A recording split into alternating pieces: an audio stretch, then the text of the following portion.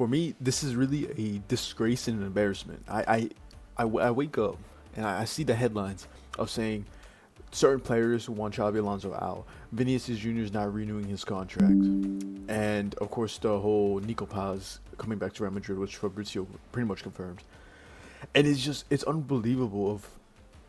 It's sad, really. It's really sad. Here states, just there's the talks have stalled because he's unhappy with how the club is going. He's unhappy with the manager. Unhappy with all that. And then there was also another thing, stating that uh, players are unhappy. They want him out, which were listed in post. I need to find it back, but it was mentioned Brahim Diaz. It mentioned Rodrygo, Vini Jr., Endrick, um, Mendy, and I know I'm forgetting somebody.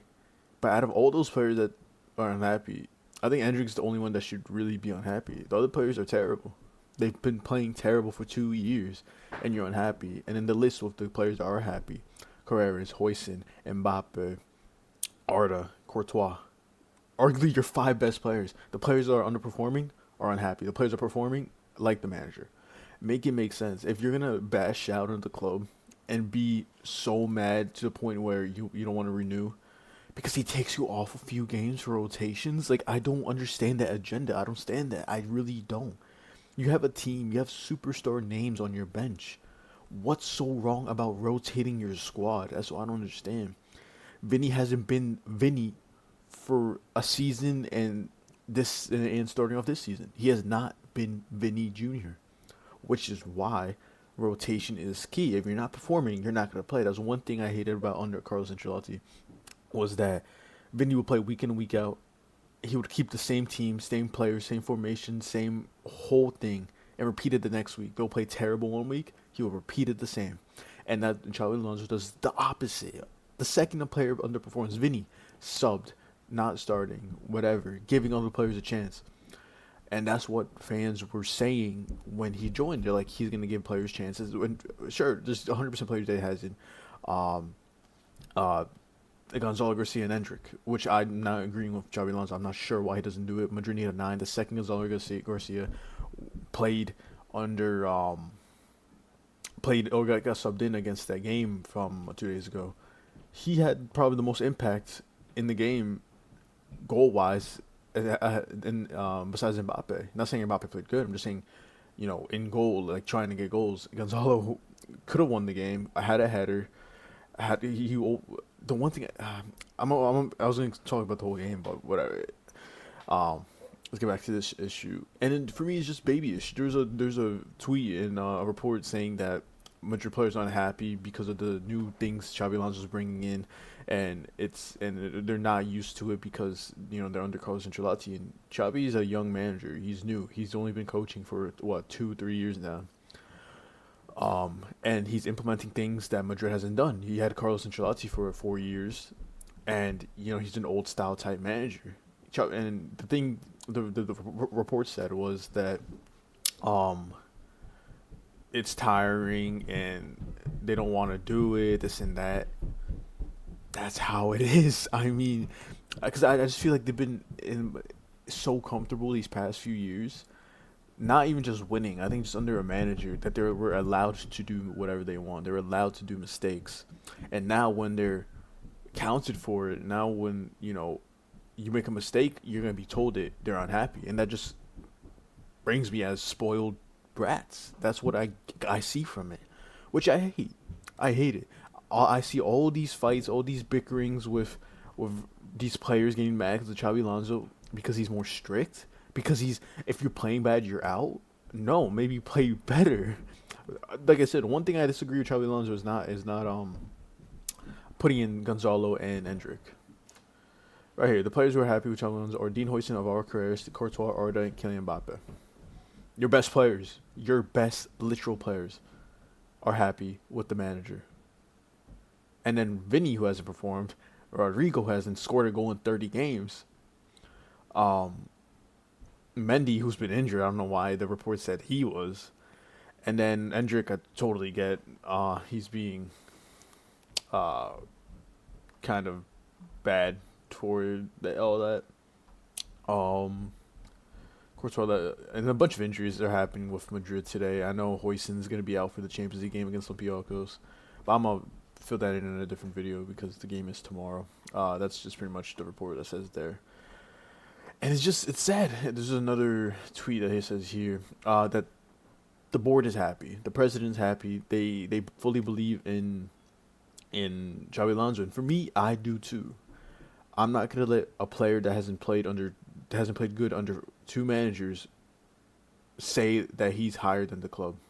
I'm not. It's just like I said, it just gives me spoiled brat. Nico Paz pretty much Fabrizio confirmed,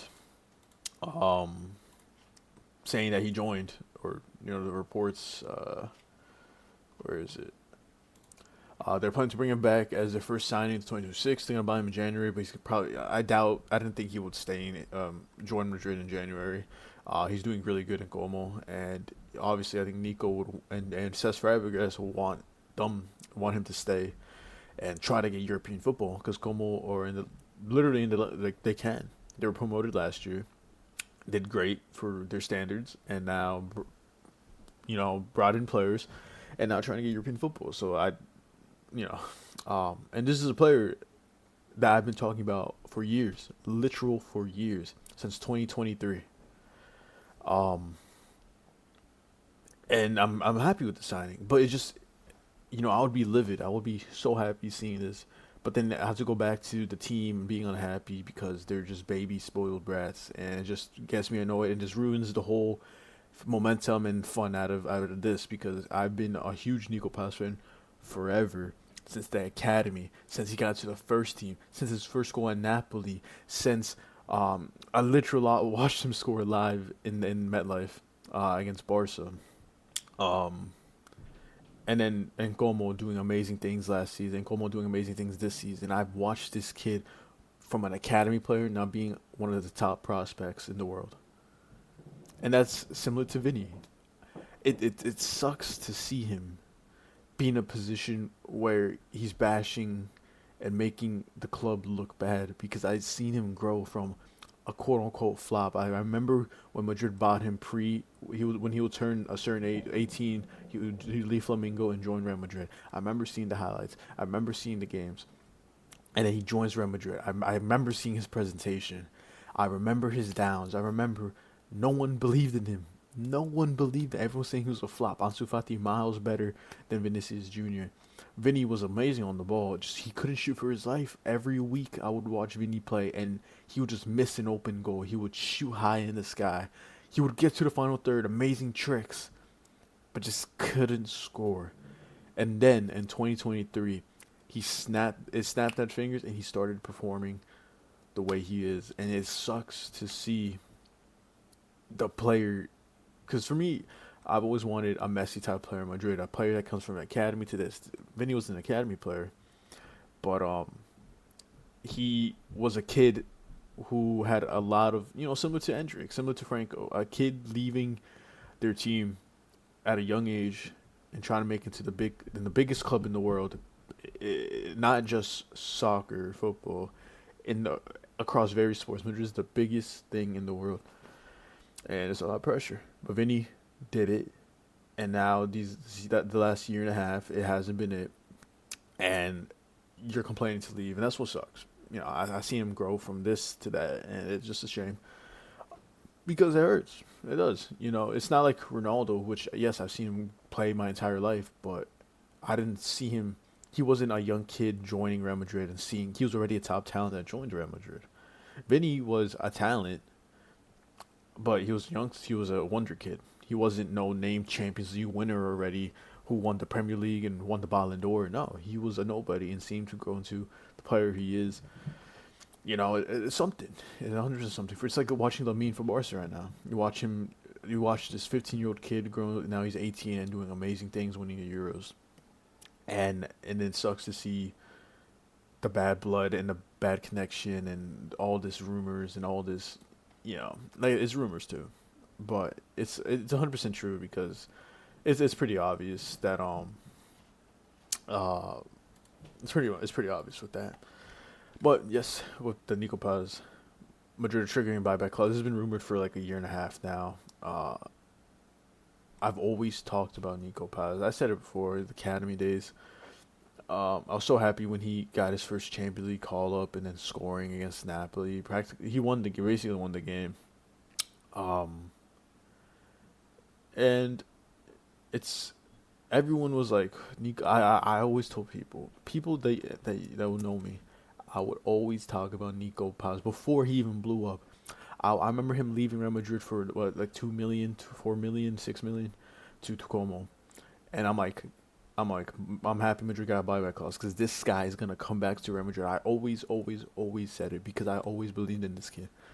And look at him, arguably one of the best Serie A players this season, doing amazing things.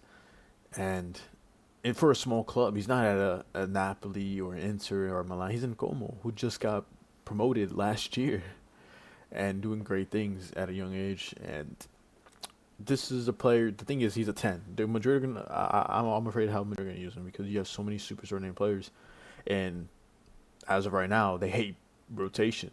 They hate, they don't, because he's a 10. He's not gonna go ahead. It's gonna be hard for him to connect with Arda and Bellingham and Fede and come up. Like there's so many players. Um, but we'll see what happens with that. A lot of things, but we'll see what happens.